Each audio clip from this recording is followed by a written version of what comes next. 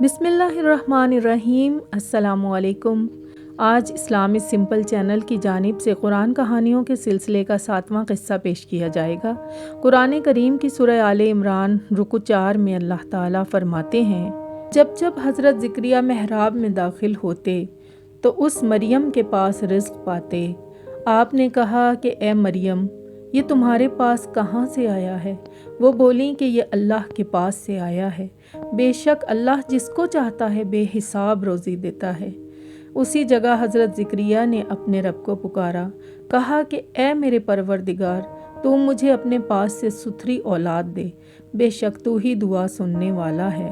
تو فرشتوں نے انہیں آواز دی اور وہ محراب میں نماز پڑھ رہے تھے کہ اللہ آپ کو حضرت یحییٰ کی خوشخبری سناتا ہے، جو کلمت اللہ حضرت عیسیٰ کی تصدیق کریں گے اور عورتوں سے ہمیشہ بچنے والے ہوں گے اور نبی اور صالحین میں سے ہوں گے۔ ناظرین، محراب مریم کا واقعہ کچھ یوں ہے۔ حضرت عیسیٰ علیہ السلام کی والدہ ماجدہ حضرت مریم کے والد کا نام عمران اور ماں کا نام حنہ تھا۔ جب بی بی مریم اپنی ماں کے شکم میں تھیں، اس وقت ان کی ماں نے یہ منت مان لی تھی کہ جو بچہ پیدا ہوگا میں اس کو بیت المقدس کی خدمت کے لیے آزاد کر دوں گی۔ چنانچہ جب حضرت مریم پیدا ہوئیں تو ان کی والدہ ان کو بیت اللہ میں لے کر گئیں۔ اس وقت بیت المقدس کے تمام عالموں اور عابدوں کے امام حضرت زکریا علیہ السلام تھے، جو حضرت مریم کے خالو تھے۔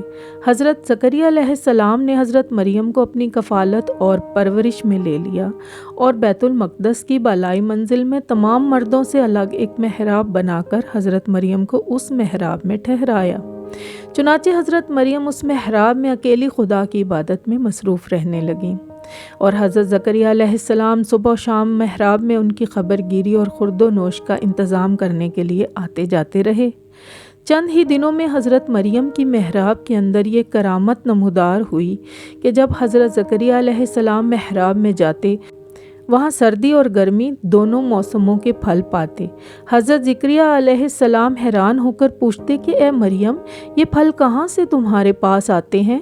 تو حضرت مریم یہ جواب دیتی کہ یہ پھل اللہ کی طرف سے آتے ہیں، اور اللہ جس کو چاہتا ہے بلا حساب روزی عطا فرماتا ہے۔ حضرت زکریا علیہ السلام کو اللہ پاک نے نبوت کے شرف سے نوازا تھا، مگر ان کے کوئی اولاد نہیں تھی۔ وہ بالکل ضعیف ہو چکے تھے۔ برسوں سے ان کے دل میں فرزند کی تمنا موجزن تھی، اور بارہا انہوں نے خدا سے اولاد نرینہ کے لیے دعا بھی مانگی تھی، مگر خدا کی شان کہ اب تک ان کو کوئی فرزند نہیں ملا۔ جب انہوں نے حضرت مریم کی محراب میں یہ کرامت دیکھی کہ اس جگہ بے موسم پھل آتا ہے، تو اس وقت ان کے دل میں یہ خیال آیا کہ میری عمر اب اتنی ضعیفی کی ہو چکی ہے کہ اولاد کے پھل کا موسم ختم ہو چکا ہے، مگر وہ اللہ جو حضرت بی بی مریم کی محراب میں بے موسم پھل عطا فرماتا ہے، وہ قادر ہے کہ مجھے بھی بے موسم کے اولاد کا پھل عطا فرما دے۔ چنانچہ آپ نے محراب مریم میں دعا مانگی اور آپ کی دعا قبول ہو گئی، اور اللہ تعالیٰ نے بڑھاپے میں ان کو ایک فرزند عطا فرما دیا، جس کا نام خود خداوند عالم نے یحییٰ رکھا، اور اللہ تعالیٰ نے ان کو نبوت کا شرف بھی عطا فرمایا۔ حضرت مریم صاحب کرامت اور مرتبہ ولایت پر فائز ہیں، کیونکہ خدا کی طرف سے ان کی محراب میں پھل آتے تھے، وہ بھی سردی کے پھل گرمی میں اور گرمی کے پھل سردی میں۔ یہ ان کی ایک بہت ہی عظیم الشان اور واضح کرامت ہے جو اللہ کی جانب سے انہیں عطا ہوئی۔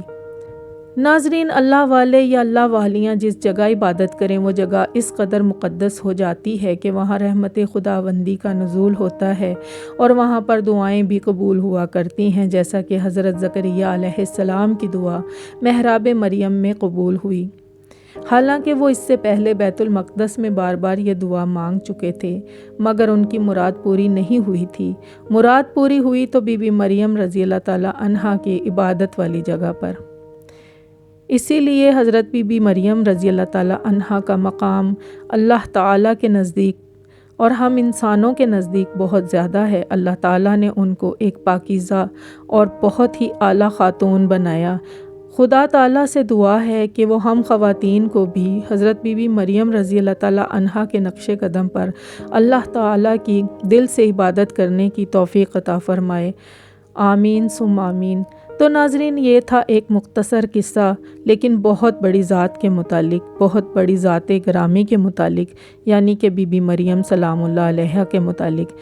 ناظرین، اجازت چاہتے ہیں، امید ہے کہ آپ کو ہماری یہ کاوشیں پسند آ رہی ہوں گی۔ آپ سے گزارش ہے کہ آپ ہمارے چینل کو سبسکرائب کیجئے تاکہ ہمیں اور ہماری آنے والی نسلوں کو یہ خوبصورت سے قرآنی کہانیاں، یہ قرآنی قصے ملتے رہیں۔ اجازت دیجئے، اللہ حافظ۔ السلام علیکم ورحمۃ اللہ وبرکاتہ۔